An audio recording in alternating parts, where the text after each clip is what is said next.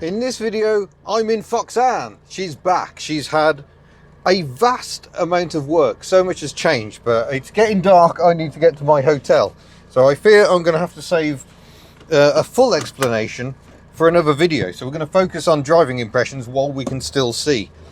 Set off now. Oh my gosh. This car is transformed. Adam has done so much work. I've got 4 sheets of A4 A4 paper listing all the work he has done to make Foxanne good again, and it's extraordinary. This feels so different to drive. The braking system has been completely overhauled. Carburetors have been rebuilt. It now actually has the vacuum advance. It always should have done. It's good times. He's even changed windscreen wipers, the speedometer, the heater blower. The list is endless. I mean, the parts bill alone for this was 470 quid, most of which was the front dampers. So here we are, we're driving down a bumpy road.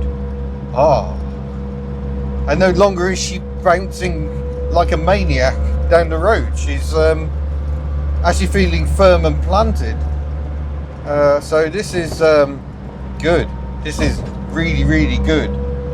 I'm sure I could have done all the work myself, but it would have taken me months to go through the snagging list, and that I would have had to find the issues and work out what was wrong, whereas Adam just knew because he's worked on these cars for pretty much ever. Yeah, I am hugely grateful. He's charged me £300 labour. Well, £300 labour and a few other odds and sods that weren't included on the parts list. So incredible value for money, I think, for the amount of work he has done. And this car feels so different. It's very interesting. I've just driven a kitten that his dad Melvin owns, and this is so much nicer, actually. My lovely Volvo seats and a bit more space. And I think this is actually riding better as well. So I'm just going to keep an eye on my sat nav. I've forgotten my maps, and my phone is actually sitting in the top of my bag to stop it just sliding off. But this is a car transformed, and much needed, because to be honest, I was starting to think about selling Foxanne, and the reason was I was getting no joy out of driving her, and most of that was my own fault because I just hadn't built her well enough. I can do recommissioning, I can get cars back into action, but actually making them good is a skill all in itself. But yeah, as you can see, the light levels are not ideal for filming, so I'm heading to my hotel tonight. I've got some driving to do tomorrow. Storm Dudley is coming in tonight, and we'll hopefully leave Foxanne unscathed. And then we're meant to be going to Lancashire to do some filming up there after we've done the first test near Huddersfield tomorrow. And then I've got to go to Newtown because I'm going to go and visit Electric Classic Cars, who I haven't been to for a few years now. I'm really looking forward to that. So we'll go and do that on Friday, and then I'll finally go home. But yeah, I doubt you can see anything now. It is now so dark. So more tomorrow. But look how she's performing on light throttle at low revs. She wasn't doing any of this. I would have to down change to second and keep the revs up, and now I just don't have to. Marvellous, marvellous, marvellous, marvellous. Well, good morning from Dewsbury. Foxanne is still here. She hasn't blown away in the night, which is good. Hopefully she's not too full of water, because there was some severe rain and gales last night. But yeah, a nice hotel right opposite the cemetery, so that's always pleasant. And the wind, thankfully, much reduced. But yeah, the work done to Foxanne, some of you may already have spotted the wipers are different. Adam changed the arms, so there's actually some screen pressure and slightly smaller wiper blades also. So the windscreen wiper performance is now excellent. It was absolutely terrible. New front springs, all the bushes at the front end are now poly bushes. The steering rack bolts the bolts that actually hold the rack in place were actually slightly loose, so they've all been tightened up. Let's just whip the bonnet off, because we've got loads of stuff in here as well. And he's even painted the rocker cover. The heater fan has been replaced and is actually in place properly now. There's a Reliant distributor with the AccuSpark system in it that I had before.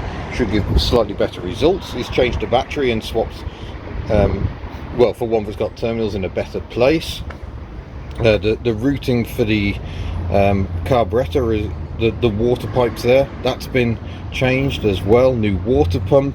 The radiator's been out. New plastic fan, because the one I'd fitted was all chewed up. It looks like he's painted that panel that goes above the radiator as well. Still waiting for a new pipe for the heater there, but he's added yet more tape to it, so hopefully that'll keep working. Also had new wheel cylinders and shoes, pretty much all around, I think. This one was, by the time I got to Yorkshire, that one was actually visibly leaking. It wasn't during the test, I will point out, because I was under the car and I watched the test happen. There was no visible leaking. What might have triggered that is you do the visible check and then you do an actual brake test. Maybe when it was on the rollers, that extra pressure really pushed that wheel cylinder to its limits, and by the time I got to Yorkshire, that was peeing fluid everywhere, which explains why the brakes weren't working very well. So that's been done. I think the front wheel bearing has been replaced. I can't remember if it's both or one of them. So that's been done. Let's jump inside. I'll grab the key and show you some of the work that's taken place in here as well. So it's just a huge amount of work. I'm struggling to remember all of it. Stupidly, I've left the 4 sheets of A4 paper up in my room. So let's jump in. Oh. Yeah, we've got new gauges. The oil pressure gauge, which wasn't ever hooked up, has been replaced by an economy gauge, and he says this is actually really useful because if it starts fluctuating, you know you've got some tuning issues. So that's new. We've got new gauges here. So we've got that's a new cluster that's actually from Reliant. You see it's actually got the Reliant logo on it. I hope you can see that. I need to flip camera, hold on. Hey, there we go. So yeah, it's actually got the Reliant logo on it. He's also changed the resistor behind here, which is why the gauges were going haywire at times. Over here, another Reliant gauge. We've got an actual genuine Reliant speedo now, so that's a bit better, and the little lights are a bit more visible as well, which is nice. The indicator one, especially on the old one, was really dim. Oh, my heated rear window switch is popping out of the dashboard, sadly. It doesn't work anyway, so yeah. And another one is he's removed this switch because none of the wiring was in place. That's a brake fluid level indicator. You press the button to test the bulb. He's removed that because there was nothing there. He's attached the center console, so that's actually attached now. He's changed the choke connection on the other end, so now you can, it's still quite hard, but you can pull the choke out and it stays out. But you need remarkably little choke, as I'll demonstrate when we actually fire her up. I'm not going to bother now because we're not going anywhere. He's given me a jack and wheel brace and a Reliant bag. That's very kind of him. He's given me a litre of oil. So he's done a lot. He's cleaned in here, I can tell as well. This seat is nowhere near as minging as it was. Look, the Reliant is actually quite clean. He's cleaned the dashboard. He's done so much work. And in the back I've now got a box of spares, the old carburetor and the heater blower. He used both carburetors to make one good carburetor. So it's an insane amount of work, and I'm hugely grateful. Hold on, I can do so. Haha, I'm learning technology. I'm recording this on the phone because obviously the action camera is going to be quite busy today recording action. We've got some road tests to go off and film, and a scrapyard walk around, and thankfully the weather, like I say, isn't too bad. But you may have noticed I'm wearing a blue Foxanne shirt. So these are new and are now in stock at the Hubnut store. So this little car replicated in t-shirt form. It's not quite a matching shade of blue. It's quite difficult to get an accurate match, but hopefully you like them. Not black clothing. That's the big thing for this year, it seems. Oh, look at this weather. I promised you some cold start action. I'm afraid I've not got the mic on, but it's alright, we're indoors, it should be alright. Or in car. And here we go.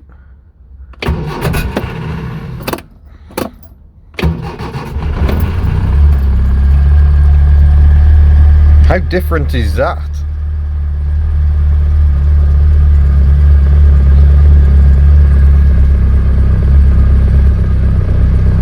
So for those who aren't aware, the choke, I forget what it's called in other languages, it effectively restricts air into the carburettor,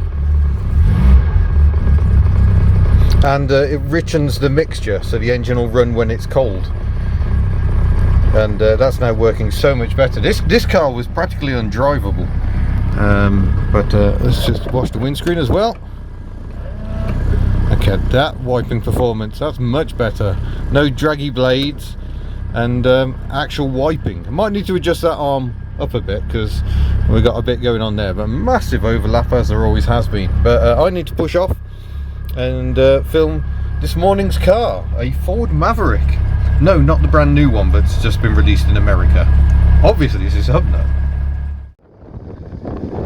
Oh, it's very windy, but this is Marsden Moor. Oh, I'm getting back in the car now.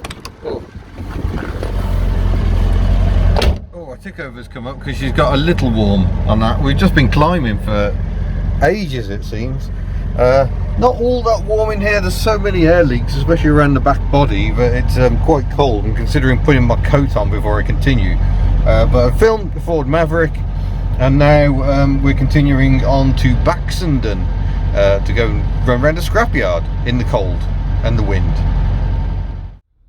So a little bit of exciting reality. We have had rain, sadly. Currently at Lidl, because they have toilets, they have cheap food, and fresh fruit as well. So I managed to get some strawberries. So that's good, because eating healthily on the road is always a nightmare. And a bottle of smoothie as well. Every bit helps. So that will hopefully keep me in good fettle.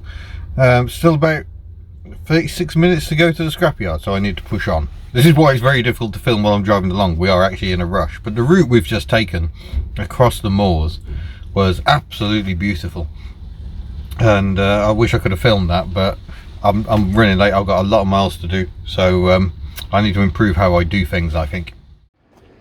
We've had a fascinating visit here at Baxenden Car Breakers. We got here in the end after a rather tortuous route, but yeah, very interesting cars, which you'll hopefully have seen in the main video. But sadly, the weather forecast back in Wales is just getting worse. So I am going to drive back to Oswestry tonight, but I may have to cancel tomorrow's visit to Electric Classic Cars, which is a bit of a shame. We'll postpone that, but we will get there and go see what they're doing these days. But yeah, I'm going to hand my high-vis jacket back in and get on the road. I think we've got an awful long way to go. So just filled up with fuel. It was a rather alarming 164.9 pence per litre, but Foxanne only took about 12 litres. So because I'm filling up early, I just don't want to have to stop on the way home. 85 miles to Oswestry. Miss Hubnut is quite keen for me to drive all the way back because the storms are going to be so bad tomorrow. But I'm going to get back to Oswestry, see how I feel, and because I've already booked the hotel, I've paid for the hotel. So let's see, we'll crack on. Just arrived at Oswestry, possibly the grimmest travel lodge in the world. I haven't actually been in yet, but the car park, oh, everything's all smashed up. The tarmac is terrible, so hopefully the rooms themselves aren't too bad. I'm going to go and settle in. That's probably about 160 miles I think we've covered since collecting Foxanne now, and she's still running very nicely indeed. So plans are getting derailed somewhat by Storm Eunice, which is promising to bring 90-mile-an-hour winds tomorrow. So despite the fact that I'm in this delicious travel lodge, I might not be staying very much longer. I'm starting to think it might actually make more sense to get back home tonight, which is a shame, because what I actually want to do is edit up this video on the Reliant kitten, but I suppose I can do that tomorrow morning from the safety of home, get it online, so at least when you're all stuck at home because of storms, you can yeah, watch some videos. It has got quite serious. The kids are off school. Schools are all closing down in Wales. The transport is all closing down. All the trains are being cancelled. really they are saying stay at home. So yeah, I've cancelled the electric classic cars meet tomorrow, and now I'm thinking I might have to drive home. So yeah, I will do a report from home if I do that. It's currently 20 to 7. It's a couple of hours from here, but I do need just a rest. I've had a delicious KFC, gravy, and yeah, I'll digest that a bit. I might get started on the editing, and then in about 20 minutes I might pack up my stuff and leave. So I haven't got my money's worth on this room. It's non-refundable anyway, so I thought I might as well come and just have a freshen up. But yeah, I might be going home tonight, which wasn't really the plan, but given circumstances, might be the safest option. Be driving in the dark, so I can't film any of that either. So yeah, my run of luck is still not going very well, but hey, we will get there, I'm sure. At least I got some content today. Went around the Scrapyard, that was brilliant, and test drove the Maverick, so that's good times. But yeah, looks like I'm going home early. Well, it's 8:30. We've just made it to Ponte. My hat just keeps on moving around. It's ridiculous. Yeah, I've just had to fill up again. So we must have done comfortably over 200 miles today. I reckon we're getting on for more like 250. Unfortunately, she's drinking quite a lot of oil as well. When we got to Oswestry, she'd almost completely run out. Again, it was just touching the bottom of the dipstick. So oil consumption still an issue. She's using like a litre of oil every, I don't know, 100, 150 miles. That's not great. So longer term, might be some questions to ask about that engine, which is a bit of a shame. But final stretch now, so I assume I'm going to make it home. If you see this video, I did. But yeah, it's all calm at the moment. It's not a problem, and yeah, I think we've made it. So yeah, very, very tired. It's been a long day. What else was I going to say? Oh yeah, coolant is it's a bit slow to rise, but it does get to the middle and stays there. So fixing the voltage regulator, no, it's not the word, voltage stabilizer, that's it, and a change of dial seems to have cured that. I've got my main beam light back as well. That disappeared. I had to wiggle a wire. That has come back. So yeah, it's been a long 2 days. And I should also point out, yesterday on the train cost, I think it was £94, and this second fill was another 20 odd quid, so it's cost about 40 quid to get home, and I've still got fuel left. So that's trains for you. But anyway, I'm going to push on. As you can see, the roads are really, really busy. Oh, in fact, there is a vehicle. There it is, Tesco delivery van. So yeah, I'm going to carry on, and I'll see you later. Farewell.